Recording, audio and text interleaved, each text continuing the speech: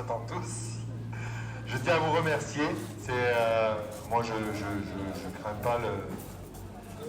Tant qu'on parle du confort et du bien-être de nos chevaux, ben, je suis à 100% partant. Et s'il faut refaire et améliorer, on refera et on améliorera. On écoute, on est à l'écoute de vos remarques. Moi, j'ai eu que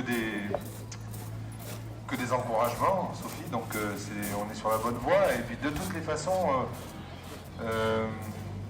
on s'est aperçu quand même que le comportement des cavaliers est plutôt positif et qu'ils sont à l'écoute. Donc c'est dans le bon sens, on est tous dans la bonne direction et puis il faut continuer.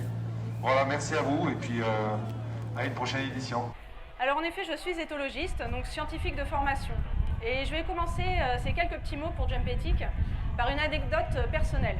Il y a 7 ans, j'ai écrit un livre qui s'appelle « Mon cheval est-il heureux à l'écurie ?» Dans ce livre, je parle des besoins fondamentaux des chevaux. Comment les satisfaire quand on ne peut pas faire vivre son cheval en permanence au pré? Donc je parle de l'alimentation, de l'abreuvement, de l'espace disponible et aussi des contacts sociaux, des activités physiques en dehors du travail comme la mise au paddock, le marcheur et les possibilités d'amélioration comme le fait de mettre à disposition des jouets d'écurie ou des innovations d'aménagement comme les écuries actives ou des paddocks Paradise. Comment trouver des compromis, des aménagements possibles pour les chevaux qui ne vivent pas au pré en permanence?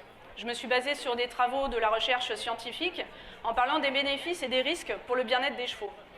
Il y a 7 ans, je n'ai pas voulu utiliser le terme de bien-être. Aujourd'hui, les choses ont bien changé puisqu'on a du bien-être un petit peu partout. Alors ce changement, en 7 ans, c'est le reflet d'un phénomène sociétal, de changement de regard de notre société sur nos rapports déjà entre nous, humains, et aussi sur nos rapports aux animaux. Nous ne sommes plus dans uniquement des rapports unidirectionnels avec l'asservissement des animaux, mais dans la recherche d'une relation d'échange avec eux. Nous recherchons des relations privilégiées, voire une amitié avec un animal, et cela semble petit à petit remplacer une vision qui était jusque-là majoritairement utilitariste.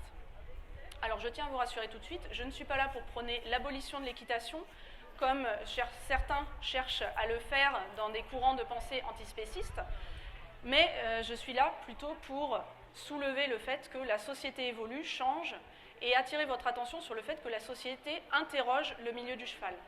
La société nous interroge sur la manière dont nous traitons nos chevaux, sur la manière dont nous les détenons, sur la manière dont nous interagissons avec eux, sur les conséquences par exemple de l'équitation, les conséquences physiques de monter sur leur dos, en particulier lorsqu'on est débutant, sur les conséquences aussi de tous les choix qu'on impose aux chevaux, puisqu'en effet ils n'ont pas le choix, ils subissent les nôtres. Donc ces questions sont justifiées dans la mesure où aujourd'hui nous n'avons pas les réponses encore à leur apporter. Parce que à la fois, soit nous n'avons pas connaissance des travaux scientifiques qui peinent à se diffuser sur le terrain malheureusement, soit tout simplement parce que nous ne nous étions pas posé ces questions auparavant. Et admettre que nous ne savons pas certaines choses et montrer que nous sommes actifs pour aller chercher des informations nous inscrit dans une démarche réflexive sur nos pratiques, et c'est plutôt un bon signe. C'est le signe que nous avons à cœur de nous soucier de notre rapport avec nos chevaux. Alors certes, les hommes et les femmes de chevaux qui sont là parmi nous ont des ressentis qui sont justes, mais ce n'est pas suffisant. Nous avons besoin d'éléments concrets, tangibles, pour pouvoir discuter. Comme je l'ai dit, nous avons déjà des résultats scientifiques avec des éléments, des critères clairs d'évaluation du bien-être équin, mais nous avons encore beaucoup de travail pour répondre à toutes ces nouvelles questions qui émergent. Alors ça va prendre du temps, certes, ça nécessite beaucoup de travail, mais c'est aussi ce qui va nous faire évoluer. Et dans cette évolution, c'est pour cette raison que Jump-Ethic est ici. Jump-Ethic s'inscrit dans la diffusion de connaissances pour rendre accessibles, je le disais, des travaux scientifiques qui malheureusement sont trop souvent confidentiels, et Jump-Ethic vise aussi à valoriser des bonnes pratiques comme cela a été souligné juste avant. Alors peut-être vous vous demandez si à l'avenir, avec tous ces questionnements, le sport, la performance, le saut d'obstacle qui nous réunit ici aujourd'hui, seront encore compatibles. Eh bien, à mon sens, oui, mais avec des évolutions. Je pense que si nous respectons les besoins fondamentaux de nos chevaux, que nous réfléchissons à leur entraînement sur le plan physique en respectant chacun et leurs capacités à chacun, que nous respectons leurs capacités cognitives pour que sur le plan mental, cela se passe bien en évitant le plus possible le stress et la peur, eh bien je pense que même nous pouvons intéresser nos chevaux aux activités que nous leur proposons. Et j'ai bien dit intéresser les chevaux à nos activités. En effet, si leur qualité de vie est satisfaisante, ils peuvent tout à fait être engagés et stimulés par un autre être vivant, en l'occurrence nous, par le fait que c'est quelque chose d'enrichissant pour eux. Alors cela reste à démontrer, c'est un nouveau domaine de recherche, il y a des nouveaux horizons dans ce domaine-là, et cette recherche a déjà commencé.